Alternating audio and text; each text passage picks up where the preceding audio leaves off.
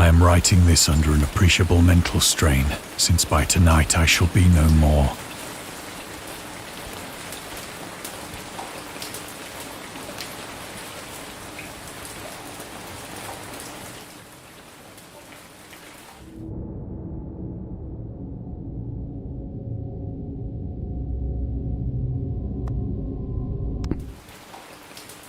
Okay. Penniless, and at the end of my supply of the drug which alone makes life endurable, I can bear the torture no longer, and shall cast myself from this garret window into the squalid street below. Yeah, it's like that. Do not think from my slavery to morphine that I am a weakling or a degenerate. When you have read these hastily scrawled pages, you may guess, though never fully realize, why it is that I must have forget.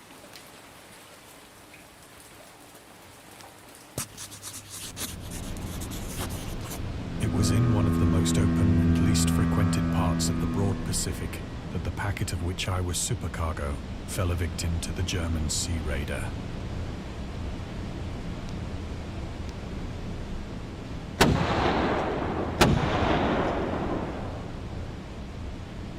The Great War was then at its very beginning, and the ocean forces of the Hun had not completely sunk to their later degradation.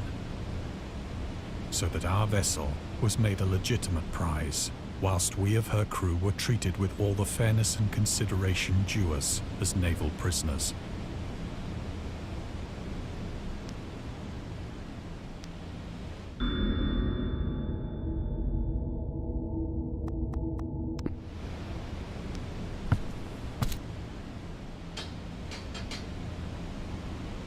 So liberal, indeed, was the discipline of our captors, that 5 days after we were taken, I managed to escape alone in a small boat with water and provisions for a good length of time.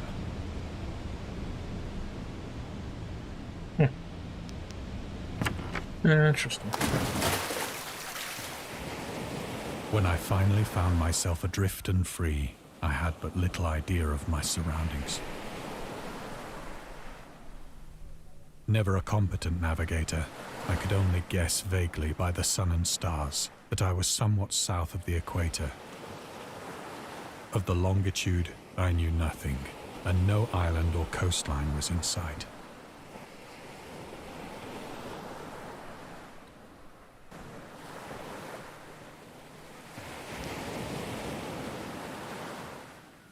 The weather kept fair, and for uncounted days I drifted aimlessly beneath the scorching sun, waiting either for some passing ship or to be cast on the shores of some habitable land.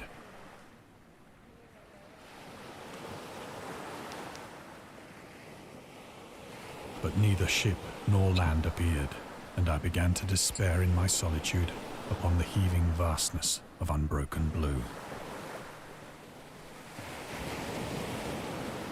The change happened whilst I slept. Its details I shall never know, for my slumber, though troubled and dream-infested, was continuous. Fuck with that.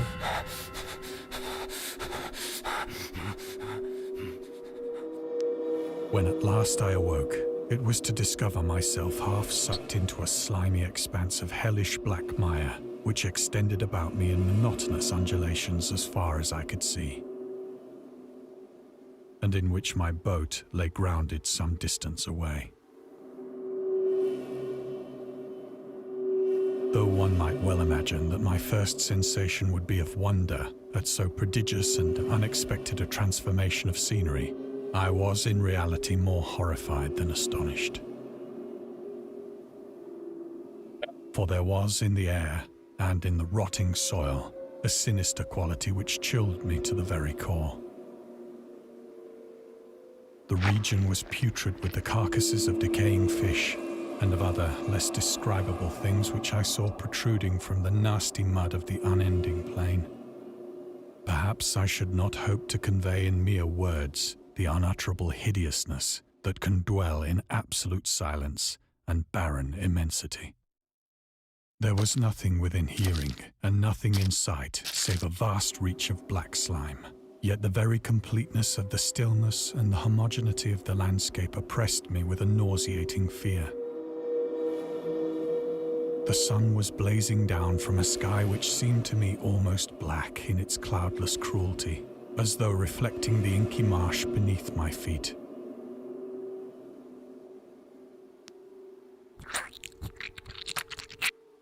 It's gross. As I crawled into the stranded boat, I realized that only one theory could explain my position. Through some unprecedented volcanic upheaval, a portion of the ocean floor must have been thrown to the surface, exposing regions for which innumerable millions of years had lain hidden under unfathomable watery depths. So great was the extent of the new land which had risen beneath me that I could not detect the faintest noise of the surging ocean, straining my ears as I might. Nor were there any seafowl to prey upon the dead things.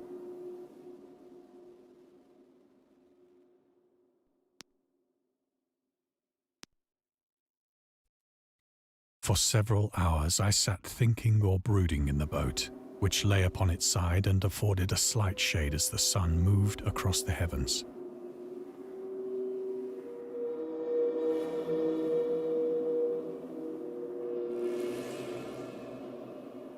As the day progressed, the ground lost some of its stickiness and seemed likely to dry sufficiently for traveling purposes in a short time.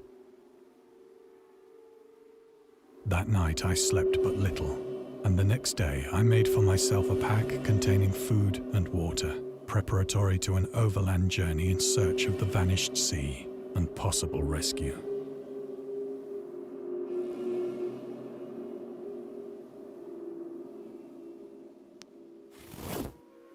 On the third morning, I found the soil dry enough to walk upon with ease. The odor of the fish was maddening, but I was too much concerned with graver things to mind so slight an evil, and set out boldly for an unknown goal.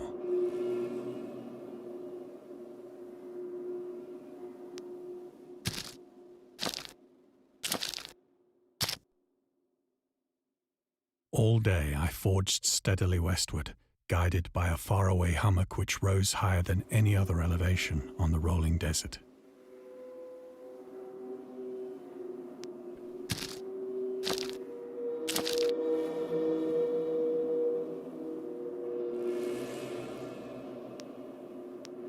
What the fuck? Fucking whale. That night, I encamped, and on the following day still travelled toward the hummock, though that object seemed scarcely nearer than when I had first espied it.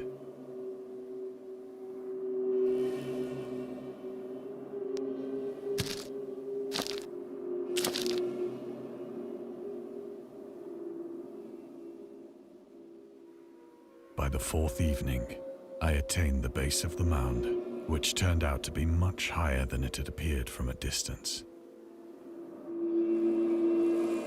An intervening valley setting it out in sharper relief from the general surface. Too weary to ascend, I slept in the shadow of the hill.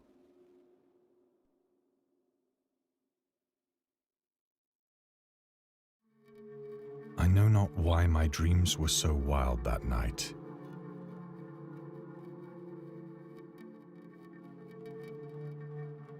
But ere the waning and fantastically gibbous moon had risen far above the eastern plain, I was awake in a cold perspiration, determined to sleep no more. Such visions as I had experienced were too much for me to endure again. And in the glow of the moon I saw how unwise I had been to travel by day. Without the glare of the parching sun, my journey would have cost me less energy. Indeed, I now felt quite able to perform the ascent which had deterred me at sunset. Picking up my pack, I started for the crest of the eminence.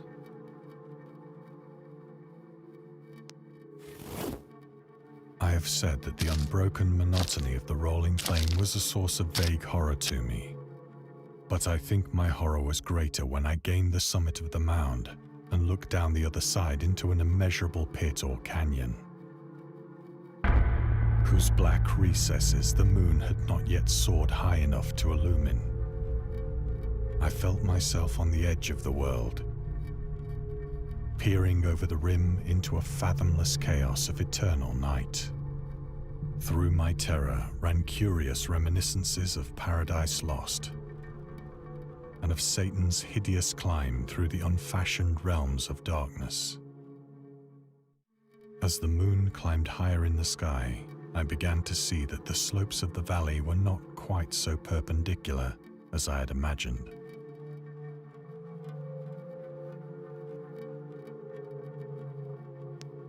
Ledges and outcroppings of rock afforded fairly easy footholds for a descent, whilst after a drop of only a few hundred feet, the declivity became very gradual.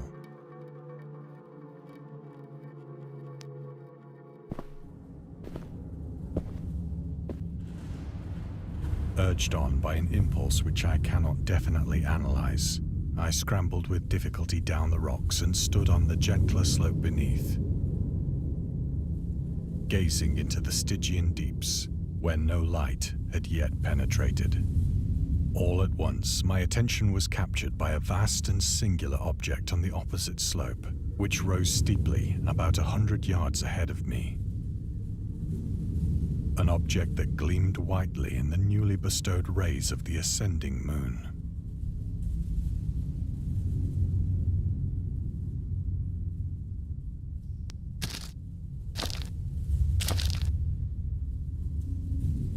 That it was merely a gigantic piece of stone, I soon assured myself.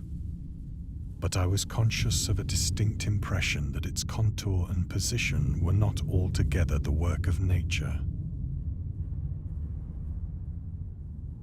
A closer scrutiny filled me with sensations I cannot express. For despite its enormous magnitude, and its position in an abyss which had yawned at the bottom of the sea since the world was young, I perceived beyond a doubt that the strange object was a well-shaped monolith, whose massive bulk had known the workmanship and perhaps the worship of living and thinking creatures. Dazed and frightened, yet not without a certain thrill of the scientist's or archaeologist's delight, I examined my surroundings more closely.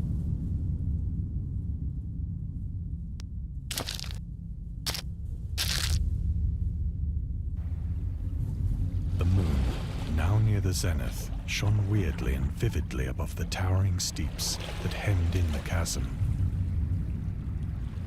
and revealed the fact that a far-flung body of water flowed at the bottom, winding out of sight in both directions and almost lapping my feet as I stood on the slope. Across the chasm, the wavelets washed the base of the Cyclopean monolith, on whose surface I could now trace both inscriptions and crude sculptures.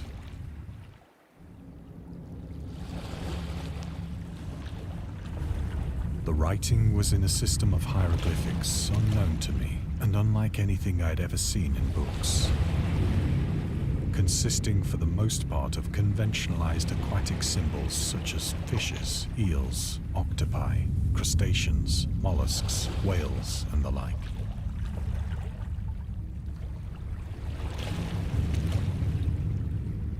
Several characters obviously represented marine things which are unknown to the modern world, but whose decomposing forms I had observed on the ocean-risen plain.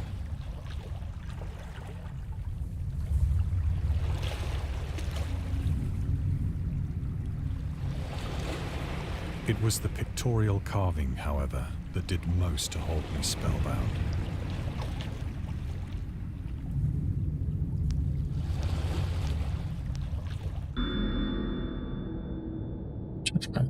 Storytelling methods that Lovecraft developed.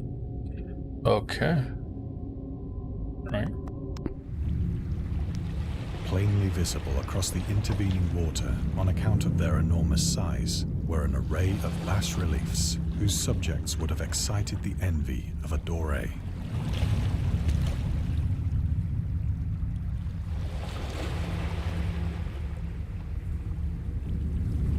I think that these things were supposed to depict men, at least a certain sort of men.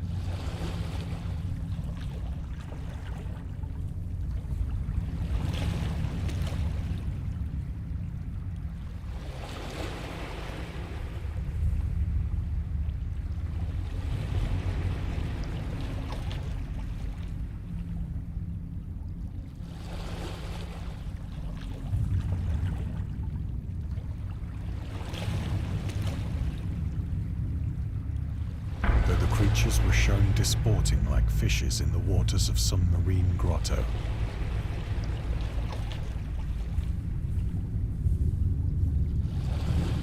Or paying homage at some monolithic shrine which appeared to be under the waves as well.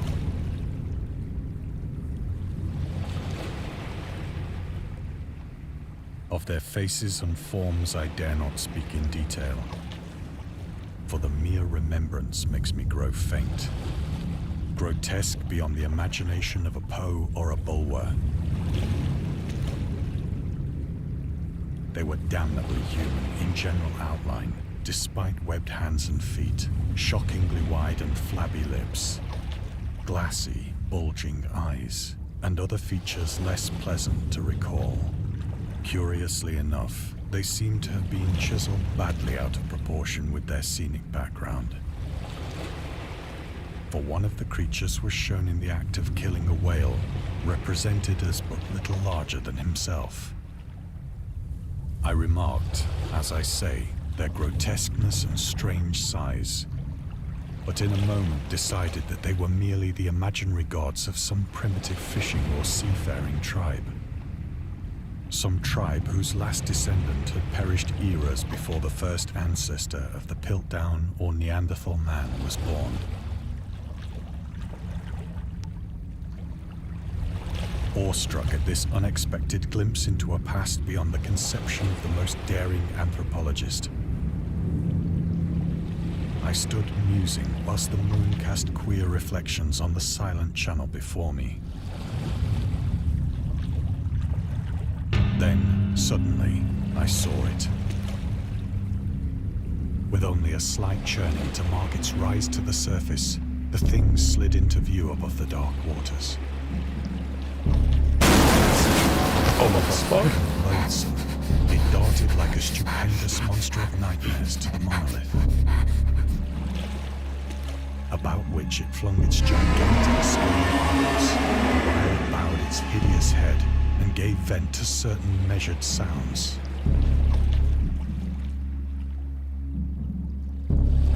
I think I went mad then. Of my frantic ascent of the slope and cliff, and of my delirious journey back to the stranded boat, I remember little.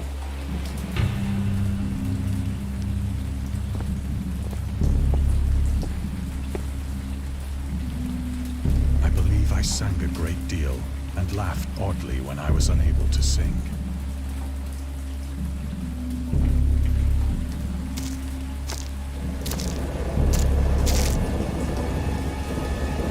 I have indistinct recollections of a great storm sometime after I reached the boat.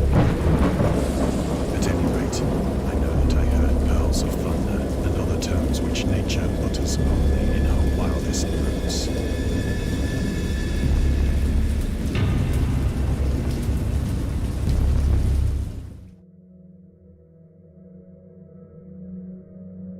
When I came out of the shadows, I was in a San Francisco hospital. Brought thither by the captain of the American ship which had picked up my boat in mid-ocean.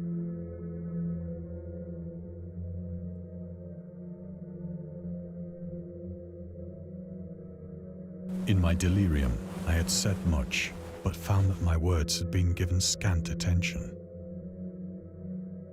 Of any land upheaval in the Pacific, my rescuers knew nothing. nor did I deem it necessary to insist upon a thing which I knew they could not believe.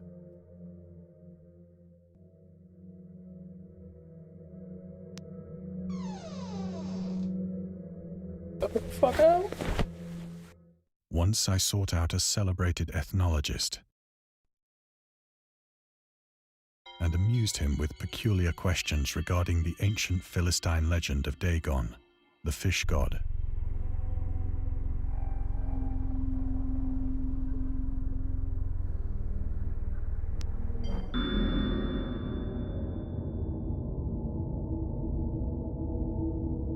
Chilean crops in Hebrew word Dagon is commonly noun for grain. The rulers of Akkad, Ethiopia, chose him as the patron saint of their war conquest. He also appeared as the judge of the dead in the Assyrian poem and underworld prison, but in the Babylonian texts, they were mistakenly taken for a fish god due to the wrong interpretation of his name, as in Hebrew the word Dag means fish. H.P. Lovecraft's work Dagon is an underwater deity ruling over the deep ones, a humanoid race with fish traits that reside in the oceans. He is worshipped by a secret cult called the Historic Order of Dagon.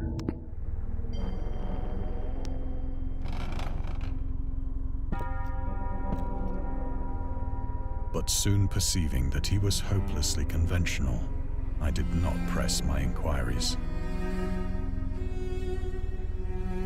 Get that Necronomicon.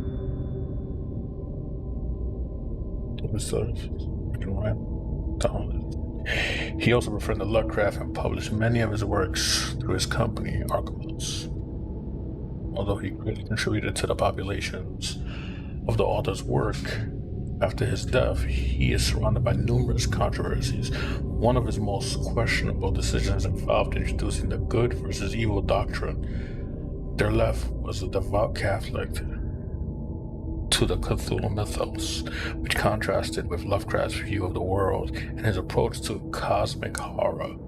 As a result, the author's works are often misunderstood and misinterpreted in today's culture. It is also worth noting that Lovecraft was never really interested in creating a mythology, and the term Cthulhu mythos was coined by Derleth after the author left the mortal plane.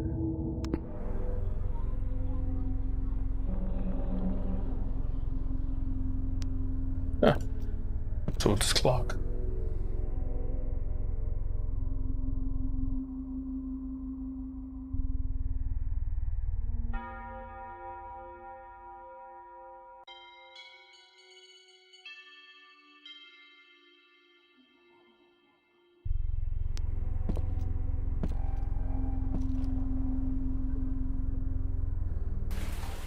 It is at night, especially when the moon is gibbous and waning, that I see the thing.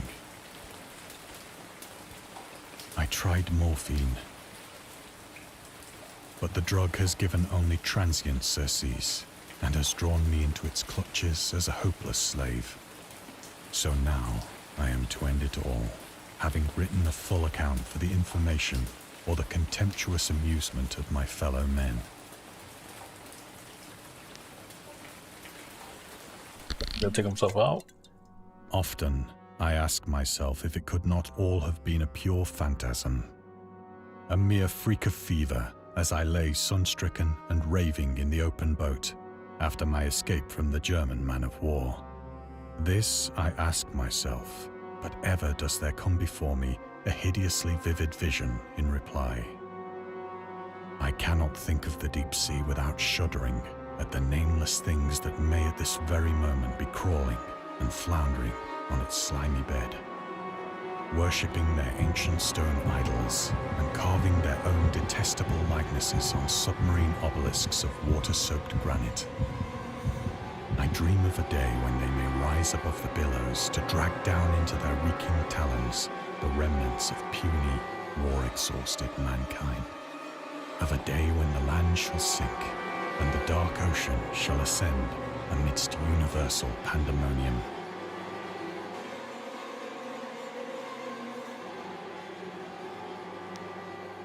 Fuck? It's a lot of fish. The end is near.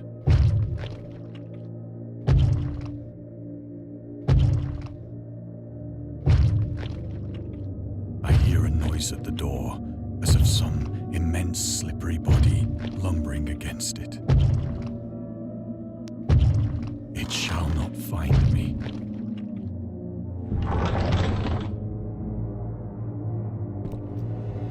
No! God, that hand!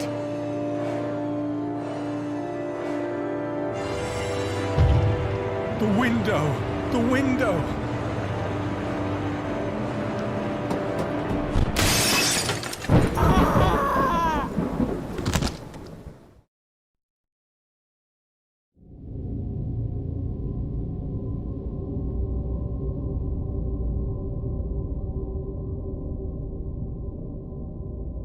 Wow. Well, that's pretty interesting, actually.